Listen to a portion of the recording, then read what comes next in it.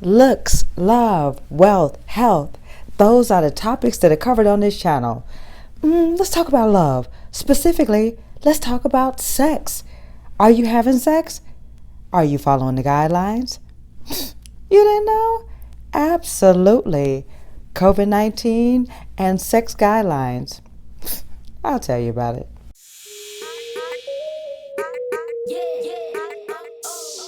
Welcome back to the Dr. Tess 90210 show. For those of you who are visiting for the first time, my name is Tess Washington, board certified physician and surgeon, Beverly Hills, California. On this channel, we focus on discussing ways for you to optimize your looks, your love, your wealth, and your health. And if you like hearing content like that, please subscribe and come back every single day, because right now we're in the midst of a 365-day orbit.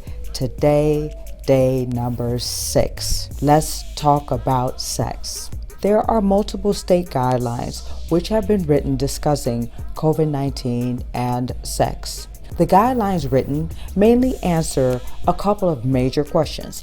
Number 1, can COVID-19 be transmitted through sexual activity? Number 2, their recommendations of who you should have sex with and how you should have sex and the things that you should do during your sexual experience. Number 3, alternatives to having actual physical contact, sex. Number 4, various ways of dating outside of actually meeting one another in person. And number 5, sex workers, some of the habits that they should perform to protect themselves.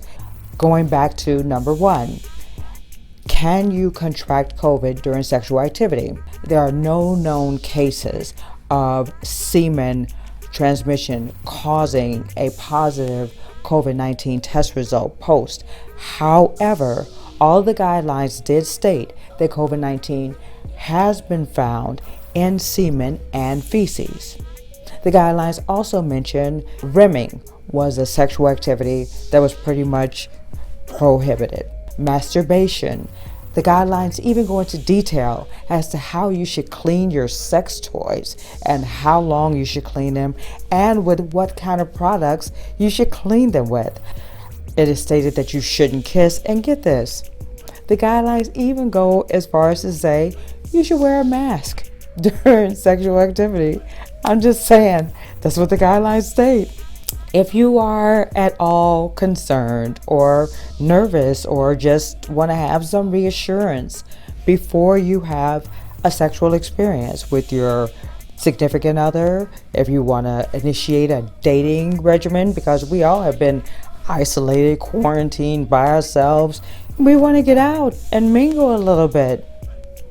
It looks like the recommendations are for you to check your public health website and look at the guidelines recommended for COVID-19 and sexual activity. And if you want to see me tomorrow, subscribe. Come on.